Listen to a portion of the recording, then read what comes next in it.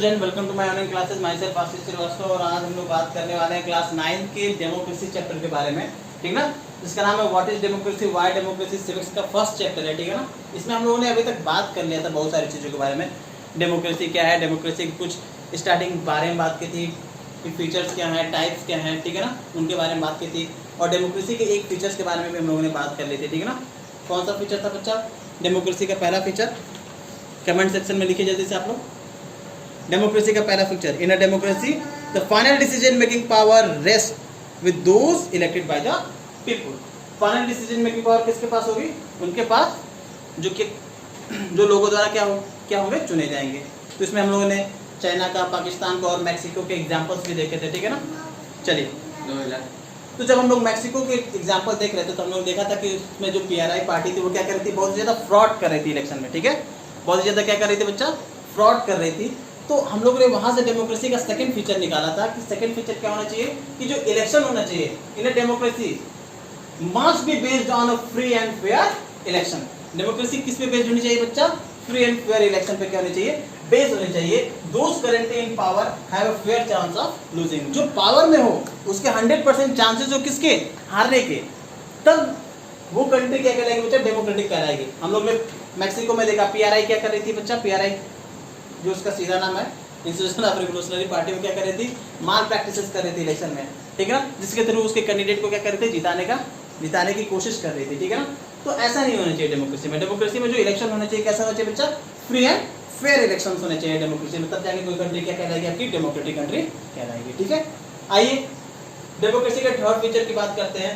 In a democracy each adult citizens must have a vote and each vote must have a one value. देखो democracy है किसी country में तो हर country में जितने भी एडल्ट सिटीजन्स हैं जो वोट देने के लिए एलिजिबल हैं उनके पास एक वोटिंग राइट्स होने चाहिए, ठीक है ना। और सारे वोट की वैल्यू भी क्या होनी चाहिए बच्चा? एक ही होनी चाहिए। आइए कुछ एग्जांपल्स देखते हैं हम लोग, ठीक है। कुछ कंट्री के एग्जांपल्स हम लोग देखते हैं। जैसे हम लोग बात करेंगे बच्चा आपके सामने सऊदी अरब, ठीक है ना। सऊदी अरब की बात करेंगे तो सऊदी अरब की बात करें तो अलग ही कॉन्सेप्ट है वहाँ पे, ठीक ना। मेल्स को राइट्स है, फीमेल्स के पास राइट्स ही नहीं है, ठीक ना। किसी तरह के कोई राइट्स नहीं है फीमेल्स के पास। तो सऊदी अरब को आपको देखने को मिल जाता है। वहाँ पे आप देखेंगे एक कंट्री है इस्टोनिया, ठीक है ना। एक इस्टोनिया कंट्री है, वहाँ का रूल अलग ही है, ठीक है ना। इस्टोनिया की बात करेंगे, ठीक है ना। इस्टोनिया में क्या होता है बच्चा? इस्टोनिया में जो नॉन इस्टोनियन है बच्चा, नॉन इस्टोनियन है, इनको वोटिंग राइट्स ही नहीं दी गई हैं। जो ओरिजिनल इस्टोनियंस हैं सिर्फ उन्हीं को क्या है? Voting rights. सिर्फ ओरिजिनल वालों को क्या है? वोटिंग राइट्स है। नॉन इस्टोनियंस को कोई वोटिंग राइट्स नहीं है। आपको अगर सर ओरिजिनल और नॉन इस्टोनियंस ये क्या है बच्चा? देखो बच्चा, लास्ट जब हम इंडियन हिस्ट्री में पढ़ेंगे तो ह्यूमन ट्रैफिकिंग बहुत ज़्यादा उस समय हो जाता है, ठीक है ना। स्लेवरी आप लोगों को पता होगा। तो स्लेवरी के थ्रू बहुत सारे लोग एक जगह से दूसरी जगह माइग्रेट हो गए, ठीक ना। तो वहाँ पे कुछ ऐसे लोग थे जो माइग्रेट होके गए हुए हैं इस्टोनियन में, ठीक है ना। तो वहाँ पे एक रूल बना इस्टोनियन में कि जो ओरिजिनल इस्टोनियंस होंगे, ठीक ना, उनको क्या दी जाएगी? उनको वोटिंग राइट्स दिए जाएंगे। और जो नॉन इस्टोनियंस होंगे जो माइग्रेट होकर आए उनको कोई तरह की वोटिंग राइट्स नहीं दी जाएगी। उसी तरह हम लोग फिजी में देखते हैं। फिजी में तो अलग ही कॉन्सेप्ट चलता है बच्चा। फिजी में बोला जाता है जो ओरिजिनल फिजी हैं उनके वोट की वैल्यू क्या होगी? एक होगी। ओरिजिनल फिजी के वोट की वैल्यू एक होगी और नॉन ओरिजिनल फिजी के वोट की वैल्यू क्या हो जाएगी? हाफ हो जाएगी। अब ये तीन कंट्रीज आपको दिख रही हैं, Saudi Arab, Estonia and Fiji. यहाँ के कॉन्सेप्ट देखिए बच्चा, ठीक है। कोई राइट्स नहीं, यहाँ भी फिजी इस्टोनियंस को है, नॉन इस्टोनियंस को नहीं है। यहाँ पे देखेंगे फिजी में ओरिजिनल फिजी को हाफ, ओरिजिनल फिजी को 1 और नॉन ओरिजिनल को हाफ। बट सब कहते हैं कि हम डेमोक्रेटिक कंट्री हैं।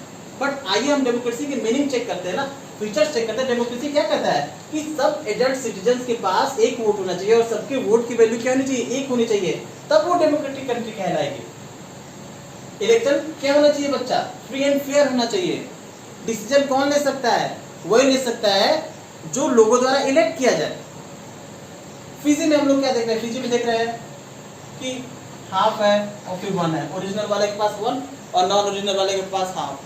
तो डेमोक्रेसी क्या कह रहा है भैया? अगर इस तरह का फीचर है तो यहाँ तो डेमोक्रेसी वैसे भी नहीं है। यहाँ भी डेमोक्रेसी नहीं है, यहाँ भी डेमोक्रेसी नहीं है।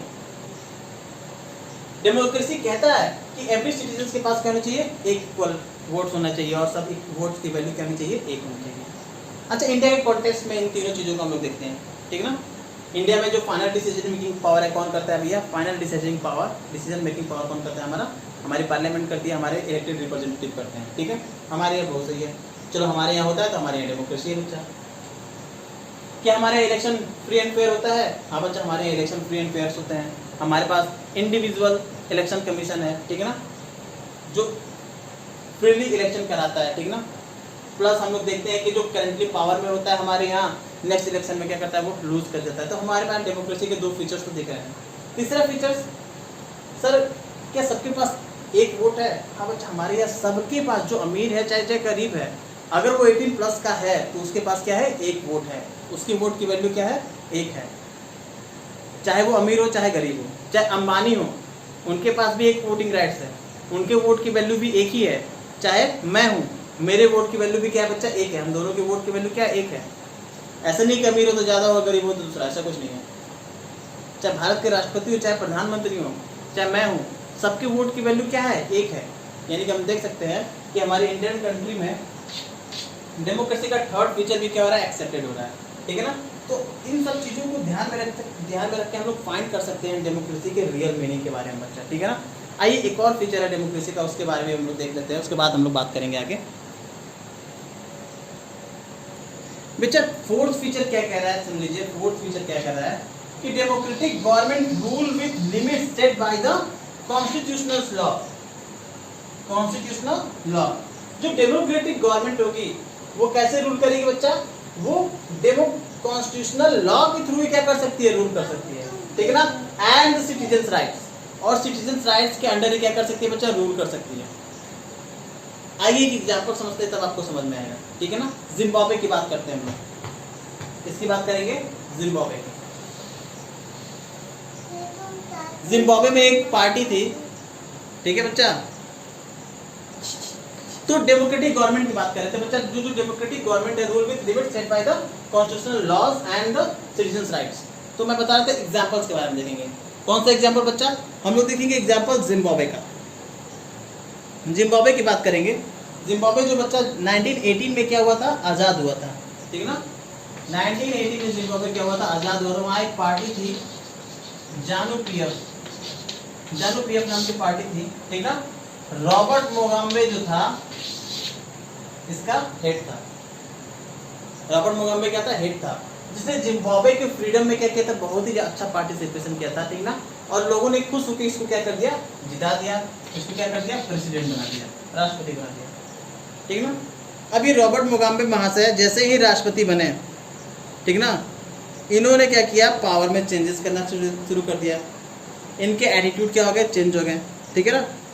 अब जो भी इनको अपोज करता था या इनको अपोज करता था, वे क्या करते थे, उसको हरास करते थे, ठीक ना। हरास करते थे, उसके ऊपर केस कर देते थे, ठीक है। और केस प्रूव होने के बाद उनको क्या करते थे, जेल में डाल देते थे या फिर मरवा देते थे, ठीक है। ये एक काम करते थे। और क्या करते थे बच्चा, जो रेडियो था, जो टीवी था, इस पर इन्होंने क्या कर लिया, कंट्रोल कर लिया। क्या कर लिया, कंट्रोल कर लिया। ये सुप्रीम कोर्ट की बातें तक नहीं मानते थे, ठीक ना। अपने यहाँ के सुप्रीम कोर्ट की बातों को भी इन्होंने क्या कर दिया, निगलेक्ट करना शुरू कर दिया। अब डेमोक्रेसी का जो थर्ड फीचर है क्या कह रहा है, यहाँ इलेक्शन हुआ, सब कुछ हुआ, यूनिवर्सल रिजल्ट फ्रेंचाइजी सब थी, सब कुछ अच्छे से हुआ, चुन लिए गए। लेकिन चुनने के बाद ऐसा नहीं कि डेमोक्रेसी खत्म हो गई बच्चा। डेमोक्रेसी के 3 फीचर पढ़ लिए नहीं, डेमोक्रेसी का चौथा फीचर देखिए, अगर आप जीत गए तो आप कैसे रूल करोगे, limit set by the constitution, जो संविधान में लिखा है, सिर्फ आप उसी के थ्रू क्या कर सकते हो, रूल कर सकते हो, और आप सिटीजन्स राइट्स का वायलेशन नहीं करोगे। इन्होंने क्या किया, आप देखेंगे इन्होंने क्या किया बच्चा, इन्होंने क्या किया, इन्होंने सेंसरशिप लगा दिया, किस पे, मीडिया पे, टेलीविजन पे। लोगों का राइट टू स्पीक छीन लिया, जो भी इनके अगेंस्ट बोलता था उनको इनको ये हरास करने लगे। राइट टू स्पीक छीन लिया, राइट टू एक्सप्रेशन छीन लिया, मीडिया के थ्रू एक्सप्रेशन होता था वो भी छीन लिया। तो लोगों के राइट्स छीन लिए इन्होंने। प्लस ये सुप्रीम कोर्ट की बातें तक नहीं मानते हैं। सुप्रीम कोर्ट की बात नहीं माना मतलब ये कॉन्स्टिट्यूशनल लॉ के थ्रू क्या कर रहे थे, नहीं चल रहे थे। तो डेमोक्रेसी का जो फोर्थ फीचर है वो क्या कहता है बच्चा, कि डेमोक्रेसी कैसी होनी चाहिए, set by limit, sorry limit set by the constitutional laws and citizen right. तो रूल कैसे करें, जो कॉन्स्टिट्यूशनल लॉ है और सिटीजन राइट्स। तो क्या भारत में ये है? हाँ बच्चा, भारत में है। हमारे पास फंडामेंटल राइट्स है, उसको कोई वायलेशन नहीं करता है। प्लस हमारी गवर्नमेंट जो है वो क्या करती है, सुप्रीम कोर्ट की बातों को निगलेक्ट नहीं कर सकती, उनकी बातों क्या करती है, सुनती है। ठीक है, ये हो गए डेमोक्रेसी के फीचर्स। ठीक है, आइए कुछ और बातें जानते हैं हम लोग। ठीक है बच्चा, तो डेमोक्रेसी के बारे में हम लोग जान लिया, डेमोक्रेसी के फीचर्स के बारे में जान लिया। ये डेमोक्रेसी की क्या बच्चा डीप मीनिंग है, अभी और भी जानेंगे हम लोग डेमोक्रेसी के बारे में। ठीक है, तो दुनिया में कोई भी बच्चा कोई परफेक्ट नहीं होता है। ठीक ना, हम लोग देखेंगे कि कोई भी हमारे पूरे वर्ल्ड में कोई भी एक परफेक्ट डेमोक्रेसी नहीं है। तो डेमोक्रेसी में बच्चा कुछ खराबियां भी हैं, कुछ डिमेरिट्स भी हैं। ठीक है, क्योंकि कुछ भी परफेक्ट नहीं है तो नॉर्मल सी बात है, डेमोक्रेसी भी हमारे यहाँ परफेक्ट नहीं है। आइए देखते हैं कि डेमोक्रेसी में कुछ जो डिमेरिट्स है, जो फ्लॉजेस है, वो क्या हैं। आइए उनके बारे में हम लोग जानते हैं। तो कुछ डेमोक्रेसी की बुराइयां भी हैं, कुछ आर्गुमेंट्स ऐसे भी हैं जो अगेंस्ट डेमोक्रेसी है बच्चा। ठीक है ना, कुछ डेमोक्रेसी के डिमेरिट्स भी हैं, कुछ फ्लॉजेस भी हैं, कुछ ऐसे आर्गुमेंट्स भी हैं जो डेमोक्रेसी के क्या हैं, अगेंस्ट हैं। आइए उन सब चीज़ों के बारे में बात करते हैं। डेमोक्रेसी में कुछ खराबियां हैं, वो खराबियां क्या है बच्चा? पहली खराबी हम लोग देख रहे हैं, leaders are keep changing. Leaders क्या होते हैं, बदलते रहते हैं, लगातार बदलते रहते हैं। गवर्नमेंट में इंस्टेबिलिटी रहती है। ठीक है ना, गवर्नमेंट फिक्स नहीं रहती है, गवर्नमेंट क्या रहती है, चेंज होती रहती है। आपको अगर सर ये तो अच्छा है, इसमें नुकसान क्या है बच्चा? नुकसान है तो जो गवर्नमेंट होती है ना बच्चा, वो हमेशा शॉर्ट टर्म पॉलिसीज बनाती है जो आपको तुरंत फायदा पहुँचाते हैं। बाद में भले उसका कोई इफेक्ट ना हो, लेकिन तुरंत आपको क्या करेंगे, फायदा पहुँचाएंगे। वो आपके लिए उतने अच्छे नहीं है जितने कि लॉन्ग टर्म पॉलिसीज होती हैं जो आपको धीरे धीरे फायदा पहुंचाती है। ठीक है ना, तो गवर्नमेंट लॉन्ग टर्म पॉलिसीज बनाने से क्या करती है, बचती है। ठीक है ना, वो क्या करती है, शॉर्ट टर्म पॉलिसीज बनाती है, क्योंकि 5 साल में लॉन्ग टर्म पॉलिसीज पॉसिबल नहीं। लॉन्ग टर्म पॉलिसीज अगर बनती है तो 15, 20 साल, 25 साल, तो उतना देर तक हम लोग वेट ही नहीं कर सकते। ठीक ना, इलेक्शन है, पॉलिटिकल कंपटीशन है, जब तक आप अपने आप को अच्छा नहीं दिखाएंगे तब तक लोग आपको वोट नहीं देंगे। तो ये जो गवर्नमेंट होती है क्या करती है, शॉर्ट टर्म पॉलिसीज बनाती है। ठीक है बच्चा, और क्या बच्चा, democracy is all about the political competition and a power play, there is no hope of morality. सही बच्चा, डेमोक्रेसी क्या बन के रह गया बच्चा, कंपटीशन बन के रह गया है। ठीक है ना, दो पार्टियों के बीच में, दो लोगों के बीच में क्या बन के रह गया, कंपटीशन बन के रह गया। इसमें किसी तरह की कोई मोरालिटी नहीं बची। लोग एक दूसरे के ऊपर क्या लगाते हैं, एलिगेशंस लगाते हैं, आरोप लगाते हैं। ठीक है ना, तरह तरह की बातें बोलते हैं, गंदी गंदी। ठीक है ना, तो हम लोग देखते हैं डेमोक्रेसी में इन सब चीज़ों को। ठीक है ना, ये क्या बन गया है, पॉलिटिकल कंपटीशन लग गया है, इसमें कोई मोरालिटी नहीं, कोई होप ऑफ मोरालिटी बची नहीं है। ठीक है बच्चा, next, leader don't know the best interest of the people. Leaders को, जो लोग हैं ना, उनके बेस्ट इंटरेस्ट के बारे में पता ही नहीं है, जिसकी वजह से वो क्या हमेशा लेते हैं, हमेशा बैड डिसीजन लेते हैं। लीडर्स चारों तरफ से कुछ लोगों से घिरे रहते हैं, उनकी प्रॉब्लम्स को जानते हैं, बाकी और लोग की प्रॉब्लम्स के बारे में उनको पता ही नहीं है, इसीलिए वो क्या करते हैं, बैड डिसीजंस लेते हैं। बैड डिसीजंस लेते हैं तो दूसरों को क्या करते हैं, नुकसान पहुंचाता है। ठीक है बच्चा, democracy leads to the corruption. Democracy corruption भी बहुत ज़्यादा बढ़ाती है बच्चा। क्या बढ़ाती है बच्चा, डेमोक्रेसी करप्शन भी बढ़ाती है। ठीक है, और आगे देखते हैं कि democracy ordinary people don't know what is good for them. Ordinary people को पता ही नहीं है कि उनके लिए क्या अच्छा है, कौन से लोग अच्छे हैं, कौन से लोग नहीं अच्छे हैं, इसके बारे में कुछ उनको पता ही नहीं। ठीक है, किसको वोट देना चाहिए, किसको नहीं वोट देना चाहिए, बहुत सारी चीज़ें ऑर्डिनरी पीपल को पता ही नहीं है डेमोक्रेसी में।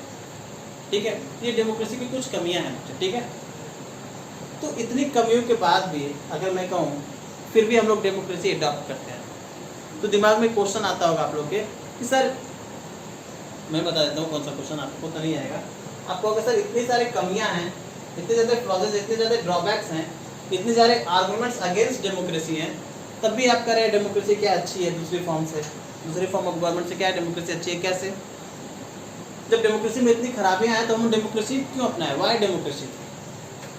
तो आइए इस क्वेश्चन का आंसर हम लोग पूछते हैं, वाई डेमोक्रेसी।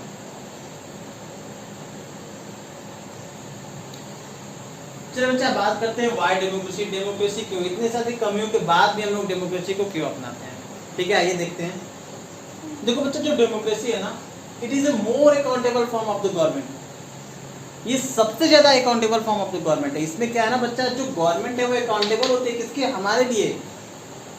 अगर वो कोई भी काम करती है, 1 रुपये खर्च करती है, तो गवर्नमेंट को बताना पड़ेगा कि हमने कहाँ खर्च किया है। ठीक है ना, तो हमको किसी भी क्वेश्चन का आंसर देने के लिए क्या है, अकाउंटेबल है ये democracy form of the government. ठीक है ना, इसीलिए डेमोक्रेसी अच्छी है। मोनार्क में ऐसा होता है नहीं है। चाइना में देख लो, ठीक है, पाकिस्तान में देख लो, बहुत जगहों का मैंने आपको दिखा, मैक्सिको में देख लो, ठीक है। तो क्या है बच्चा, मोर accountable form of the government है। दूसरा, democracy improve the quality of decision making. Democracy क्या करती है, इंप्रूव करती है हमारी डिसीजन मेकिंग की क्वालिटी को। आप कहोगे सर ये कैसे? अच्छा देखो, जो डेमोक्रेसी होता है ना, इसमें जो डिस्कशन होता है बहुत सारे लोग बीच आपस में मिलकर करते हैं, और ये डिस्कशन क्या होता है, लंबे समय तक चलता है, लॉन्ग डिस्कशन होता है। क्या होता है बच्चा, लॉन्ग डिस्कशन होता है, जिसकी वजह से जो कमियां होती हैं उस लॉज में, कमियां होती है जिसमें उस चीज़ में, तो उसको क्या करते हैं हम लोग आसानी से क्या कर सकते हैं, फाइंड कर सकते हैं, उस कमी को क्या कर सकते हैं, दूर कर सकते हैं। तो लॉन्ग डिबेट होने की, लॉन्ग डिस्कशन होने की वजह से जो क्वालिटी ऑफ डिसीजन मेकिंग है वो क्या हो जाता है बच्चा, अच्छा हो जाता है, ठीक है।